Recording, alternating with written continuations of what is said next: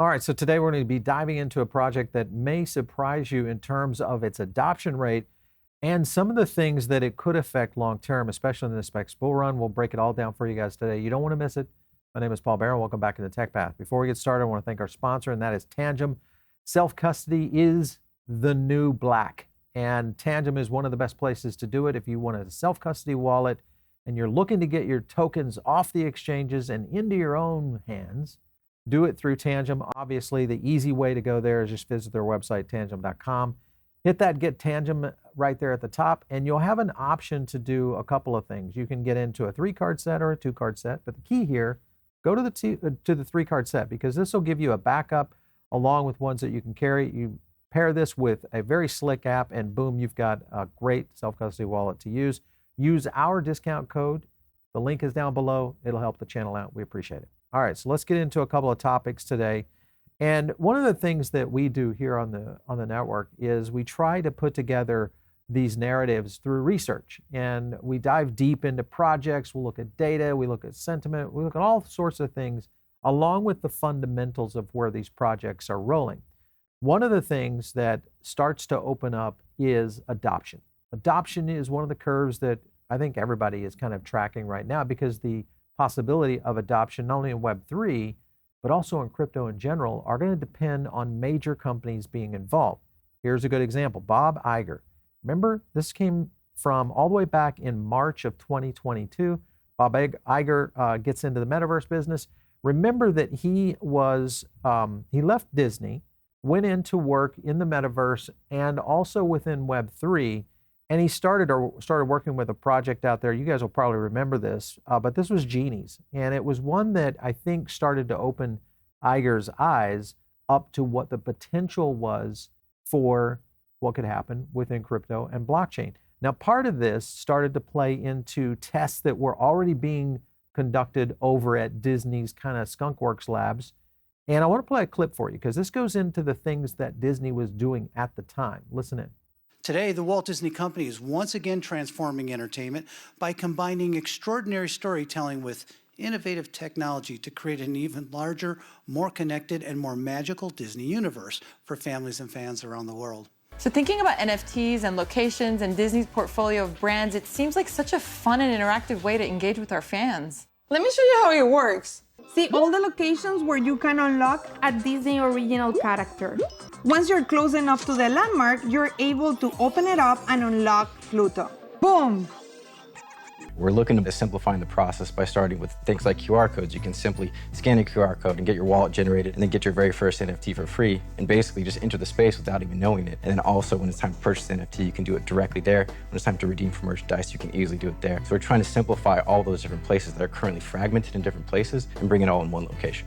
And Polygon, they really understand the market from the blockchain perspective as well as the NFT side of things. Polygon was a great company that married up exactly with some of the things we were thinking about as far as doing an employee awards platform. One of our leaders came up with the idea of starting an awards platform that we could put together to deliver NFTs to our cast members so they could be a part of the magic and experience that we've been delivering for our guests as part of the NFT drops with Marvel and some of the other parts of Disney and organization. All right, so you guys will remember that, I mean, we covered this quite extensively, is that Polygon was the chain that was selected by Disney in kind of this incubator. And this incubator was aligning with all those different, components of how to build brand IP within Web3. That is what you have to pay attention to, because some of these tokens and some of these blockchains that Disney actually is now starting to use, I think came from that incubator back a year and a half ago, that they were trying to test out a lot of tool sets. And of course, things have changed a little bit. Of course, Pinnacle is going to be launched. This is the big thing with Disney. And I want to get into this, because this will go into a little bit of narrative of what tokens we're talking about here and what token you could start to watch for in terms of movement. One of the things, though, is the ecosystem around what Disney is doing. This is a good example. This is, just another YouTube channel, but it's a YouTube channel that goes into these collectors. And there's a entirely large ecosystem inside Disney that really kind of dives into the collector narrative. Now, I want to jump over to another clip, and then we'll get into some data around this and what token we're talking about today. Listen in. I'm Mario. I'm Liz. And I'm Crystal. And we've collected thousands of Disney pins. Liz is kind of the hardcore trader. She's the opposite of me. She doesn't want to give up anything. Pins were getting so crazy. We had so many pins. We decided that we all really needed to narrow down our collection, so we had to choose 3 movies to collect pins from. The pinwheel, there's so many pins, and I see a bunch of Christmas ones. I have some Christmas sets I'm trying to finish. All right, so you guys might think, Paul, these are pins. This is Disney. Nobody's interested in this. The point is that there's a lot of targeting around demographics here for Disney, and this is a good example. Disney Pinnacle, be the first to chase, collect, trade pins. Okay, this might be a thing in terms of a collector, but really what I'm more interested in is how this starts to move into brand IP and start to flow into a variety of other areas, especially in things that I think will start to explode around the total opportunity. This was a tweet we put out about what this Pinnacle app was going to be doing. It's a mobile app browser. It kind of goes through a full rundown of it. Pins can sold in packs. You'll be able to do all this physical and digital, all tying into, guess what? Utilizing the Flow blockchain. Now, the Flow blockchain is very important because of its connection into adoption, especially around some of the projects like NBA Top Shots and others that have really been very, very successful overall. If you look at this next tweet right here, this, of course, gives you an example of just a small amount of tests so far. First week of Disney Pinnacle, total minute 3,500, shapes minute 55, total editions minute 136, sets created was 9 right now. This is barely even out in the wild as we speak. And another thing right here is the kind of targeting that I think demographic-wise starts to fit into other scenarios that will play into this. Disney, of course, a good example of this is adults, visitors throughout the parks actually outnumber children. And I think it's a 4-to-1. So the point is that don't get lost in the fact that this is Disney and that this may involve Web3 and NFTs. Think about the architecture of what they're trying to build for their biggest fan base. And that could be adults that have a lot of expendable income and are able to go in and do things like this that will drive transactions on chain. Let me go over to this next clip right here. This will get into the demographics and listen in. So that's how Disneyland started. Well, it took many years. It was a whole period of maybe 15 years developing. Started with many ideas, threw them away, started all over again. But it all started from a daddy with 2 daughters wondering where he could take them, where he could have a little fun with them too. Who goes to Disneyland? What is the ratio of adults to children as part of fathers, daughters? 4 adults to 1 child. That is, we're counting those teenagers as adults, of course. All right, so 4-to-1 right there. And that's the point, is that as we see an uptake, more and more, I think, in the possibility here, especially around NFT and Web3, Disney is targeting the next generation, and that is going to be kind of how kids are going to start looking at this in terms of everything from in-game assets, collectibles, IP, all those kind of things that you guys understand. So what is the blockchain to watch? Well, it's Flow. Flow is the one that could be in a absolute tear in terms of whether you look at it on the charts or you look at it in terms of adoption. This is a good example.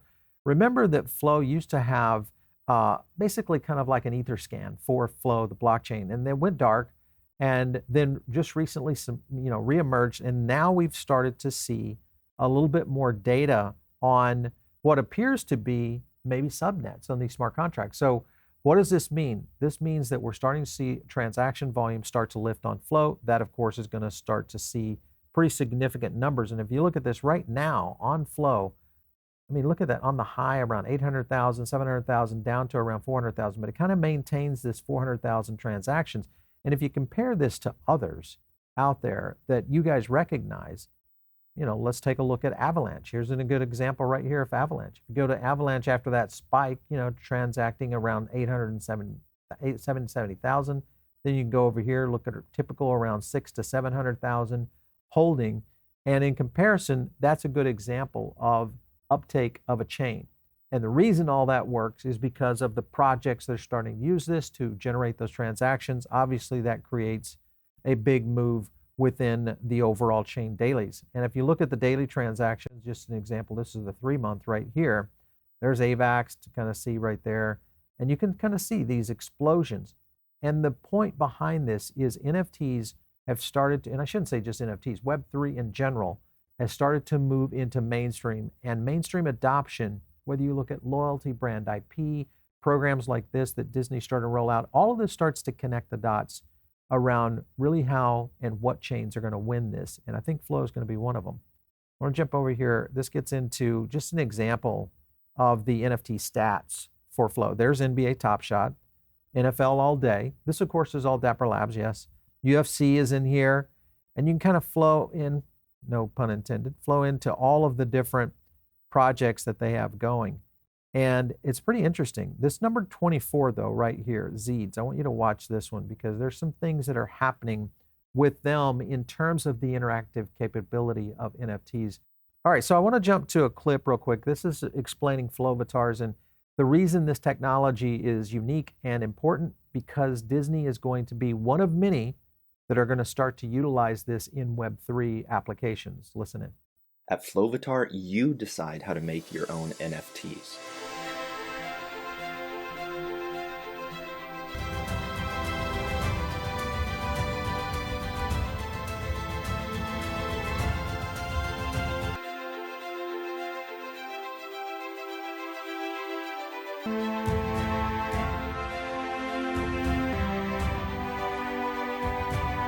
All right, so remember that a lot of this goes back to that original incubator for Disney. They were testing all these different functions. It was a year and a half ago. They've come a long way. Obviously, this is just the beginning. Here's another example of this NFT collection flying under the radar, Zeedz Official. This is the one I was just talking about a little bit there. Essentially, these guys were on the equivalent of the German Shark Tank, and it was the first time that all 5 investors jumped in on a project. Much like when you go see Mark Cuban and, you know, Mr. Wonderful. Point is all the sharks went in on this project. So what is it that they're seeing as a potential? Over 500,000 in website visits, 55,000 app downloads, 20K in secondary sales, 250 plus NFT sales, just beginning to get off the ground. So this is another one to kind of keep your eyes on. I want to go to another clip here. This gets into Zeedz and the technology that they're bringing into NFTs, which is dynamic NFTs. Listen in. This little fella here is a Zeedle, and just like its real-life plant inspiration, it really loves sunny and dry weather. Your own digital plant. Now it's your job to grow it. Just open your Zeedz app, go to the Magic Garden, select your little Punti Zeedle, and plant it on the real-world map in a real-world location. Here, it grows with the actual live weather and earns resources. Also, you can team up with other players to fight real-world extreme weather events and earn cool rewards. When you take good care of your Zeedle, it will grow into a more precious, more beautiful version. You can accelerate that growth with in-app purchases and subscriptions. Getting a new Zeedle or getting a new item is going towards climate projects across the globe. Reforestation, solar and wind energy, biogas, and much more. All right, the reason this is important is because we're talking about geolocation. Geolocation through NFTs, all of this starts to play into brand IP use cases. And this is important, especially in loyalty, because this is one of the key ways that brands can kind of connect the dots to consumers and tying this all in. This is one thing that has been missing within the loyalty industry overall. Don't forget also, Cryptoys, of course, injected Flow. You'll be one of the lucky to pull these. This, of course, happened with Star Wars, all tied into what's happening with Flow as a network. The other thing is they also integrated the AR component, which again is another one of the tests that was in that incubator that Disney was in the middle of, all flowing into what we're seeing now. Another tweet right here, Disney's vision for Apple AR VR headset Vision Pro now revealed a little bit. And this is going to get into this whole brand and IP integration, and especially into gaming and other use cases. Now we're talking about things like ESPN bets, the whole sporting side of things where it plays into this. And don't forget, all of this plays into the bigger strategies that are already happening right now within the gaming center, especially if you think about what's happening in the sports side, Sport-Fi, we'll call it. And I think that is the thing that a lot of people kind of forget. Don't forget, this was the NFL Toy Story broadcast where they kind of did the dual broadcast of the Toy Story and an actual full-blown NFL again, good test, trying to see what the fans would look at and also trying to understand where this is all going. All this writing in there on Flow. Look at ESPN bet downloads. 1 million in mobile sportsbook apps first week. This first week out, 1 million downloads. This is going to be a skyrocket ship for sure. All right, so here's Rainmakers. Again, these are on Polygon, but could we see something like an ESPN bet jump over to the Flow blockchain? Mainly because we need transaction speed, obviously adoption, and the technology that comes into a lot of this. So I think this is some interesting things that could play out right here. All right, here was a tweet right here. EVM on Flow will allow developers to deploy Solidity contracts on the Flow blockchain. So you should still be able to learn Cadence. This is basically talking about smart contract tech that is going to be able to be created on Flow. So this is another big advantage for the tech pickup around a lot of this. Because remember, these guys are all building right now. So they're going to be utilizing and looking at test, trying to do things as markets pick up, especially as we see adoption. So go back in, look at Flow Diver. You can get into some of the tokenomics.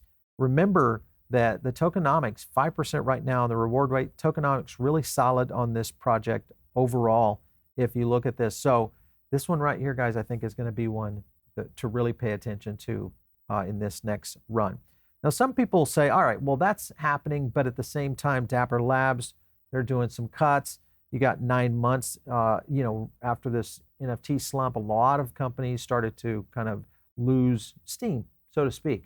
I don't think that's the case. I think the situation was more on, hey, let's get into quantity over quality. That's kind of been the premise in the past. Now I think what they're looking at is really focusing in on getting into the right teams building at these places. And I think that's the thing that we'll probably see coming out in the next cycle, next bull run, is really nimble teams capable of moving quickly as market uptake starts to happen. So pay attention out there to all of this. Couple of things here, just to give you an example of where Flow is right now. Number 53, look above it. You've got Algorand, FTX token. Obviously, render's going to fly. But if you look at this, Flow's got some blue water here of potentially making it solidly maybe into the top 25 tokens out there, especially if we see the adoption pick up around what could happen with Flow. Just to give an example, here's market cap right now. Remember, market cap on Flow at the top right there, $5.4 billion, hovering in right now around less than $1 billion. So is this a 5X token? Is this a 5X opportunity? Or are we about to see something absolutely unhook on the NFT and brand IP connection? I think all this is playing out. Hopefully this is the kind of videos you guys like, is a lot of these deep dives that help you kind of get a narrative around some of these projects, because that's really the chance that you get to be able to maybe, hey, let me go take a look at that one a little bit longer. Or maybe I'm in the business side of things and I want to look at trying to integrate this into my own brand. Those are things I think that a lot of people are trying to pay attention to right now. A lot of moves in the market for sure. All right, if you guys are not part of the Diamond Circle, make sure and get in. It's really easy. All you have to do is click the link down below. We got additional content over there. Very simple to join. And of course, if you want to catch me out there on X, it's @PaulBaron. We'll catch you next time right here on TechBath.